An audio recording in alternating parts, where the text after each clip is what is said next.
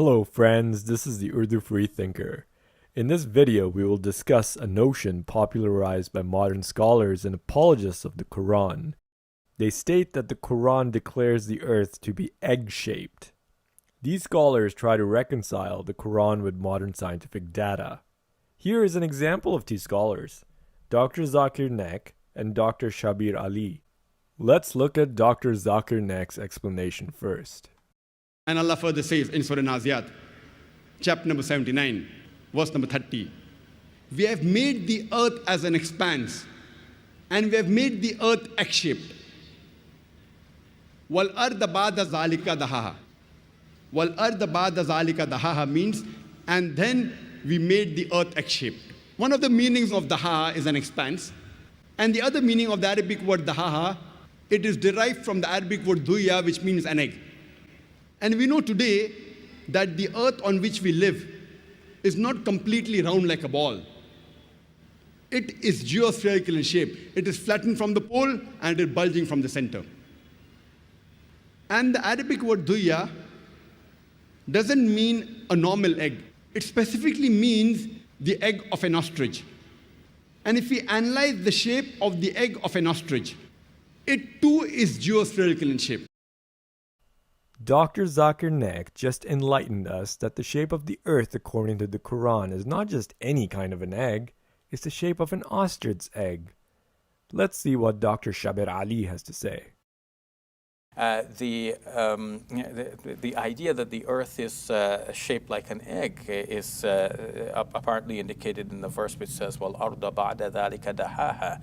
After that, God shaped the earth like an egg, which would be the best modern scientific explanation or translation to give to that verse. Now let's look to the Quran to see the verse that they're discussing here. Wal arda ba'da dhalika dahaha. And the earth, moreover, has he extended. Let's examine the word in question, dahaha. This word is made up of a past tense verb, daha, in which the actor is a singular male. It means he spread or expanded, and all the translations of the Quran translate this verb as such. This verb is joined by a pronoun, which acts as the object of the verb, ha. And here, it refers to the earth. Dahaha is a verb with a suffix pronoun, meaning he spread it, or he expanded it. So the verse in total means, and the earth after that, he spread it.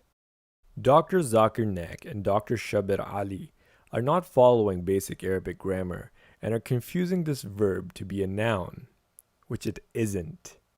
If we play the silly game anyway for the sake of argument and assume that the word daha is not a verb but a noun meaning an egg of an ostrich, then the pronoun would then become a possessive pronoun because it's now not being attached to a verb but it's being attached to a noun. So now, wal arda ba'da zalika dahaha would mean, and the earth after that, its ostrich egg, which makes no sense because it is grammatically incorrect.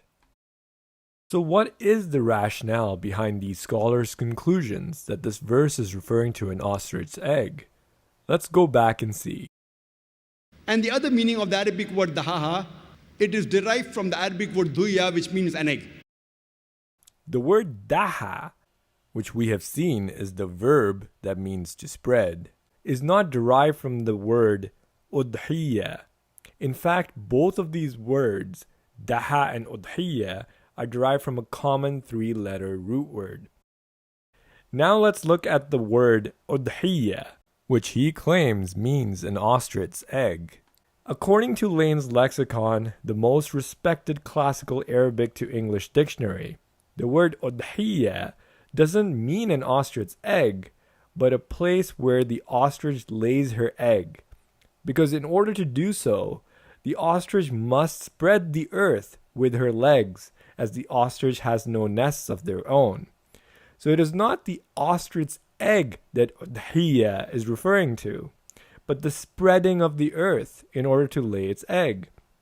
Now you can see the commonality with the verb daha, which means to spread, and udhiyya, which is the place of the laying of eggs in the sand after the ostrich expands it. So the conclusion can only be one of two things. Either these scholars are willingly aware of this fact and are deceiving Muslims, or they're actually unaware of this and do not understand the very basics of Arabic grammar. Either way, the conclusion is this. The author of the Quran did not know that the earth was round or geospherical or spherical, and never claimed such a thing, except in the imagination of modern Muslim scholars. Now let's look at the adjectives that are actually present in the Quran to describe the shape of the earth. وَاللَّهُ جَعَلَ لَكُمُ الْأَرْضَ بِسَاطًا. And Allah has made the earth for you as a carpet spread out. The word bisatun means something spread out like a carpet. You actually don't have to go to fancy lexicons for this. Even Google knows this. وَالْأَرْضَ فَرَشْنَاهَا. And we have spread out the earth. The verb farasha actually means to spread in order to level things out like a bed or a carpet. Or it could signify flattening out a piece of garment or cloth, or sand. All of these signify a flat, smooth surface. الَّذِي جَعَلَ لَكُمُ الْأَرْضَ مَهْدًا. It is He who has made for you the earth as a bed. The indication that the Quran presents a flat earth is not only evident from its description, but also its laws. Let's consider the ritual of Ramadan fasting. The Quran expects Muslims to fast from dawn till dusk for a month. But we know that this law can only be equitable globally if the earth were flat. If you lived in Utqiagvik, the northernmost city in Alaska, where sunrise and sunset on August 1st, 2020 are an hour apart from each other, it just can't be done. The author of the Quran didn't intend for this, because he likely didn't know any better. If you were close to the North Pole in the summer, the sun would just swim past by you and never set. The Quran says that God is just, but to fast from sunrise to sunset isn't equal depending on where one is located on a spherical earth. These rules are unjust on a spherical earth, but they're only just and fair on a flat earth. The same thing applies for the prayer. Facing Mecca makes sense if the earth is flat, but facing Mecca for prayers makes no sense if the earth is spherical. Again, you can choose to believe in the Quran. That is entirely your choice, and I respect that. But then, at least believe in what the Quran actually says.